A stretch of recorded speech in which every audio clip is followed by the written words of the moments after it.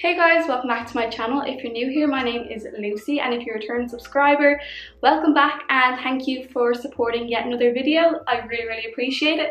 So today we're going to be doing my tan routine. This has been requested. I've been kind of putting it off for a while because I'm so lazy and I didn't want to like film, blah. But yeah, I haven't been doing great at the moment and I just haven't really been wanting to film. Like, I've just been uploading pre-recorded things because I'm just this whole lockdown is really hitting me hard, but I gotta get on with it. That's life. Like, we have to keep going and just keep pushing ourselves. I don't want to get left behind when everyone else is still going on with their lives, and I need to just not give up. So if you're struggling out there and you need someone just to give you that push to just get off your hull, do something productive, even if that productive thing is just going for a walk, brushing your hair, that's great. If that's productive to you, that's amazing, and I'm the person telling you now to go do that. So I'm going to be talking about my entire tan routine, all the way from the start, from exfoliating to then like the kind of finishes to the tan, if that makes sense. So let's just get started. Okay, so the first step is we have to remove our old tan or exfoliate if you don't actually have tan on. So I don't use a tan eraser or anything like that. I have never found one that I actually like, to be honest. So if you have tried a tan eraser that you like swear by, just leave it down in the comments because I'd really like to try it because it's a bloody struggle getting tan off. Okay, so what I do is 2 days before I want to do my tan, I would get a bath and I would put Dettol in the bath. I'm not saying you have to use Dettol. I just have been brought up in a house that uses Dettol in the bath. My dad has done it all his life, but I've only started doing it since the coronavirus. So I only started recently and I feel like that is such a good way for the tan to lift, but like you don't have to do scrubbing, you just soak. And I'm sure it would do just the same job if you just had like a bubble bath or something, Radox, yeah, like Radox or anything, just that like your body is completely submerged in water will get like the tan kind of, yeah, coming off. You don't have to use Dettol. I'm not telling you to use Dettol, don't sue me, but that's what I do. So I use Dettol, just get out of the bath as usual, and then when your body's wet and you have your towel, if you like rub your body with the towel and like tan starts to come off, you know it's time for it to come off. So that's the first step that I do. And then the day before I want to put my tan on, I would have a shower and I would exfoliate using just one of these little mitts. I know it's disgusting, it is just stained. This is just from Bellamianta. You can get them in pennies, you can get the little gloves, they're so handy. I'm not telling you to have to get that one. But then I just use soap of some sort, body wash, and just do circular motions. And cause your body already was in that bath the day before and it's somewhat lifted all the tan off your body, it was ready to come off anyway. And I'd recommend doing it in hot water because like your pores will be open, it'll be so much easier to get the tan all out. Okay, so then after exfoliating, we'll be moving on to tan.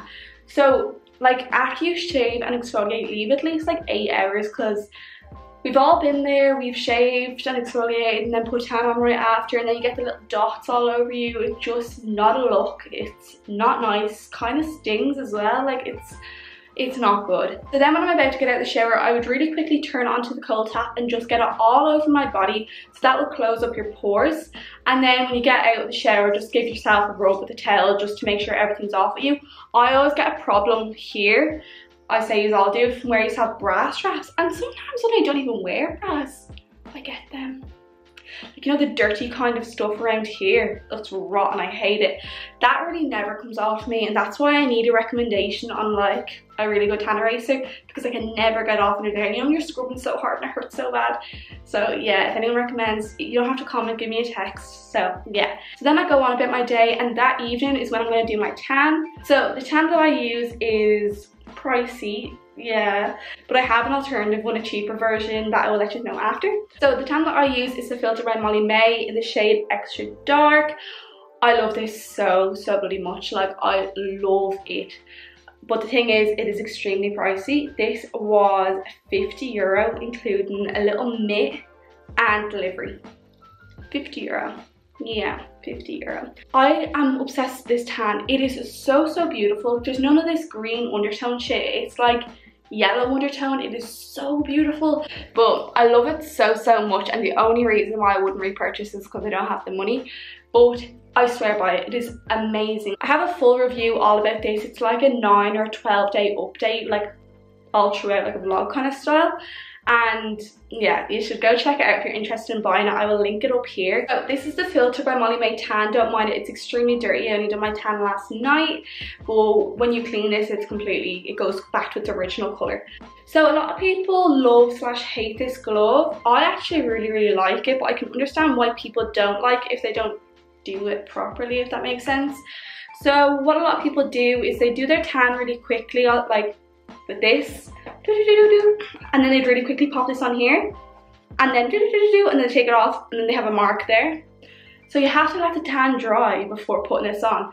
So like, put this on your hair, do your basically your entire body, wait for it to dry, like even 5-10 minutes, go listen to a song or something, and then put it on, and it won't leave a mark. So when tanning my hands, I don't use any extra product. I would just use what is left over on the glove, or sometimes I would use a brush, but in this case we use the glove. And I would pose my hand into a claw, because that is the pose that you do when you're getting a spray tan. It just makes sure that you get in between your fingers. Nothing worse than when like your hands are tanned and in between it is white. We've all been there. But if you just do the claw, that will stop that from happening. So I only use a tiny bit of product on my legs because they're never really out. But I did make sure that my feet and my ankles were properly done, because I always have my ankles out. I love tanned ankles, they're so beautiful. I know it's so weird, but you know, white socks, tanned, white Air Force. Beautiful. So you all may be wondering, how do I tan my back? So sometimes my mom would help me tan my back, but if she's not available, I have this weird little thing from Be Perfect. It is so handy. It is so cool. I didn't insert a video because I was naked. So you just put the product on here, just like that, and then I just go like that, and then you just go like that, and it's so simple. I have like, I think everyone has one when it kind of goes in your back, so you have to kind of hunch over sometimes as well to get it and make weird little positions. Sorry, future Lucy here, I forgot to mention the alternative tan. So this is the Be Bold tan in the shade Dark. This is the lotion. No, it's fucking not, it's the liquid one, but I'd highly recommend it. I love it so much, and it's fab, and it's really cheap too.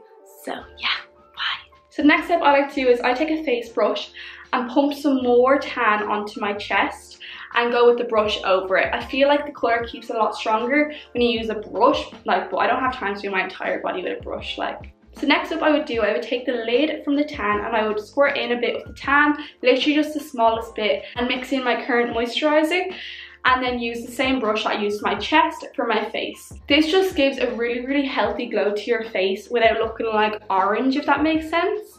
And the first time I used it, I did just put it straight to my face, and it actually turned out really nice, but it wouldn't be everyone's cup of tea, if that makes sense.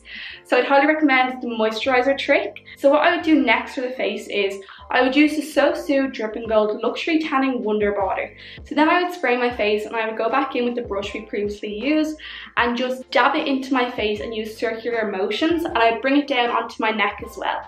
And if any gets onto your chest or your arms, just go over with the brush and it will blend right in. So I used to use light to medium. I would recommend this for people who don't like having a really tanned face. They just want a bit of a healthy glow. And if you're really pale, if you use the dark one, it might look a bit silly, if that makes sense. Like, I'd sometimes use it when I have no tan on, and my face would be so dark and then my body would be so white, it just doesn't really look good. So I'd only use the dark one if you have tan on. So on the filter by Molly Mae Tan, it says after you've done your tan to wash your hands immediately after. So it's important to watch out for that and not leave it on for like hours, because they will look orange. So after I apply the tan to my face and body and I'm happy enough with the application, I will wait till it's dried and then I will go to bed. So this is what I looked like as soon as I woke up. It was super dark, but I loved it so much, and it was just beautiful, flawless. So in the shower, I did not use a loofah. Is that what it's called? A loofah?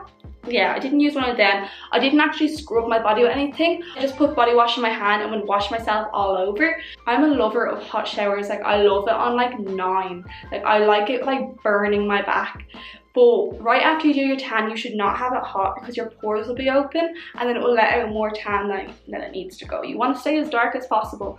So I'd have it on maybe 3 or 4, just kind of low, doesn't have to be freezing, but just not super hot. So after the shower with your towel, you would dab your body, you would not rub, because if you rub, it will lift the tan off. So you would dab yourself dry, and I'd moisturize all over, any moisturizer really. So this is what I looked like after my shower. I was really happy with the colour. So after my shower, I did get quite a bit lighter, but I'm still extremely tanned. So I'd recommend moisturising every single day, if not even twice a day, in the morning and in the evening.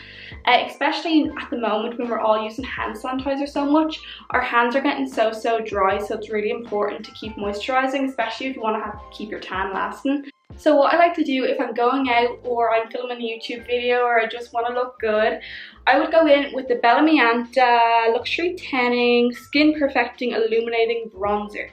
So at first when I got this, I was quite scared because it's completely grey toned. I was like, that's not going to work on me. I've went heavy handed a few times, so go easy on it, but I'll show you how it works. Ooh. Don't want to nip slip. You get this beautiful brush as well. I love this brush so much. Just take a small bit. I used to be like this. No wonder I used to go with grey. And there. Can you see that? May have went too heavy-handed, but look at that. So that is my current tan routine. I really hope it helps someone in some way.